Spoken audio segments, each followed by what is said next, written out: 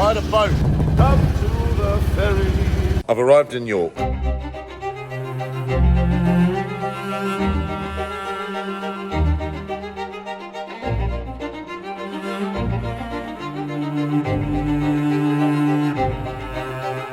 There is this shop that is apparently open till 2 a.m. that has all of these meats, and then you get it in a Yorkshire pudding, like a wrap. Here we go.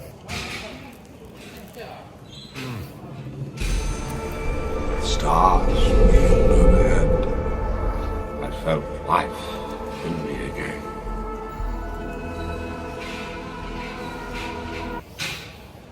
Come to York! Very good.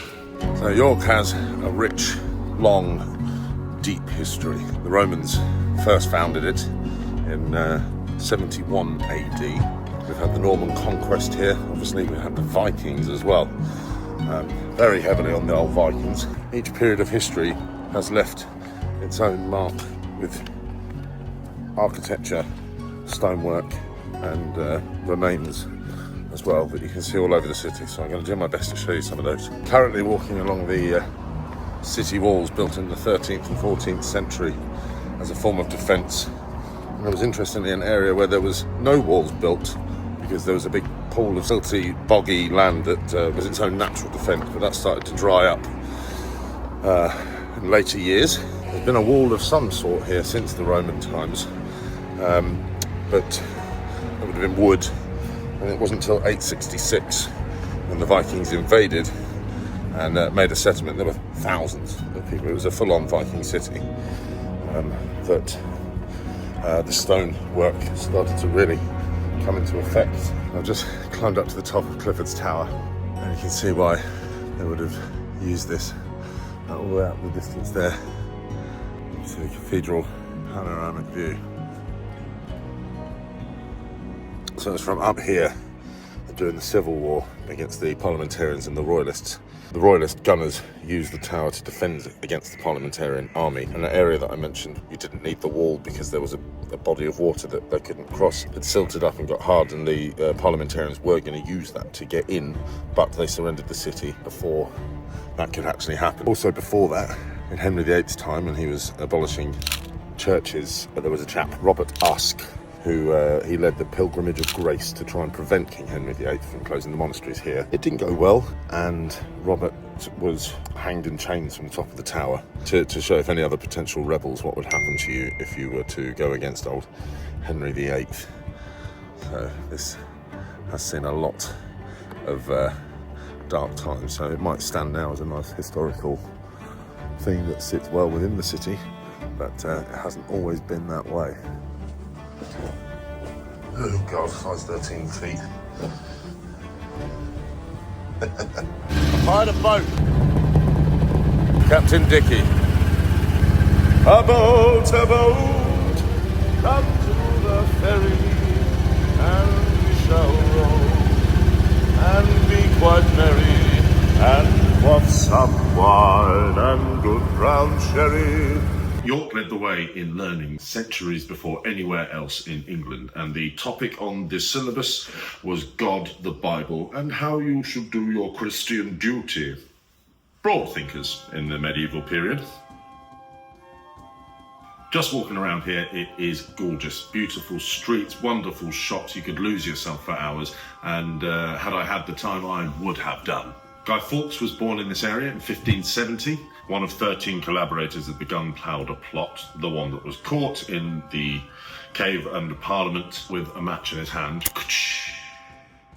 If you go through Charing Cross Underground Station on the Northern Line, you can still see an image of the conspirators all talking and pointing in different ways. He was taken to London.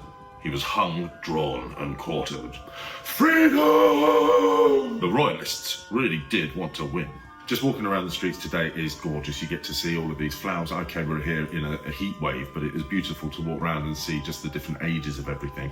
And if you just turn left from one street, you end up on a street called the Shambles. Now, this is a street that is beautiful today. It's possibly what inspired Diagon Alley in Harry Potter. Not allowed to talk about it, sorry. But you can see why this street down the middle with the cobbles. I once made a cobblestone floor in Hastings. It'll be there for 100 years. I'm rather proud of myself for that one. You can see the oak beams and the cobbles and the overhangs on the street, which has been here since the 14th century. The Anglo-Saxon word shamble means bench for the sale of goods, and underneath the living quarters would be where the shops were. The type of shop that they were in the olden days were butchers. The great flesh shambles, as it was called.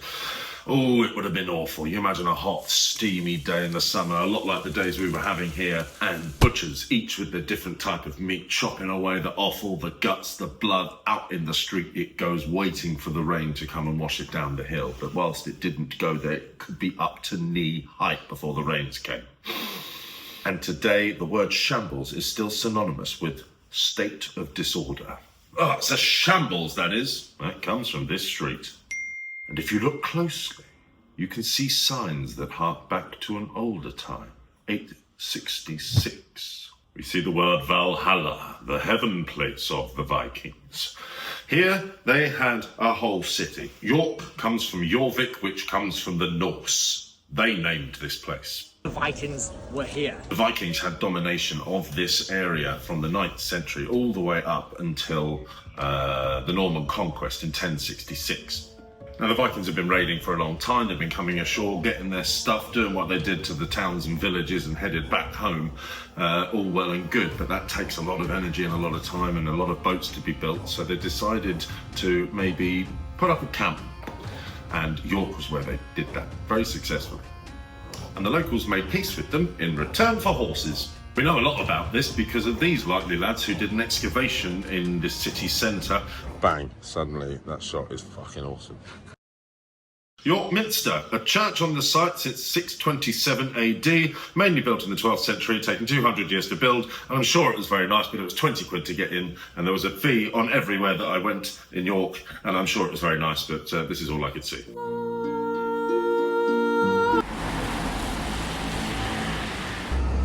Well, definitely looks like we've arrived. I feel like one of these should be the stage door, but none of them that I can see say stage door. And then it goes down to the river, so... No, that's just a bin. Literally nothing says stage door. Round in circles, as is my wont when looking for a bloody stage door. I think I've found the entrance. Ah, the stage door is right next to the entrance. Let's go. The stage do. Oh, after you. Up top. There he is. There you go. 4. Ooh, it's a biggie. Where's... Nice little window. Right, you have the whiskey. It's nice. At the moment, I'm going to go in this little corner here. Very good. We're in York. A bit of a malfunction on stage. My dungarees fell down to my knees. How hot is it, Ben? It's gross. It's too fucking hot. Get a load of this! Come on, York! We had our 100th show. Should we take a picture? I had to have another one.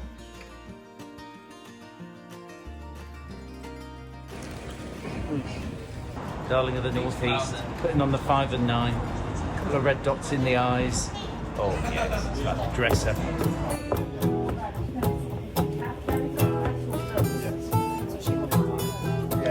Right, where are you taking us, Luke? To the fly floor? What happens on the fly floor?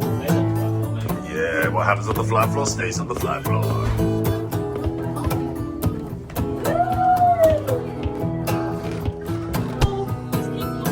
Yeah, on the other side, I'll show you in a second.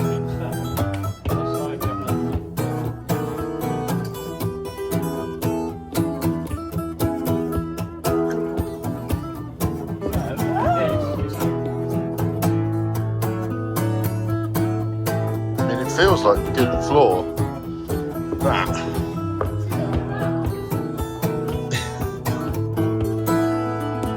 Wow, there's a few shows here, huh?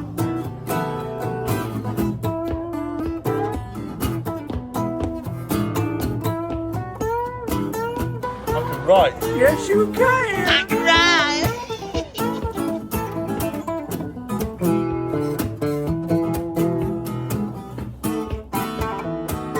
York, thank you. I had to just get one more Yorkshire pudding wrap. The audience has been interested. We've had a heat wave. The city is beautiful, full of castle, full of old, full of Viking, full of me. I have a week off now. Got some friends to see, but I shall see you next time in Wimbly Bimbly Dog.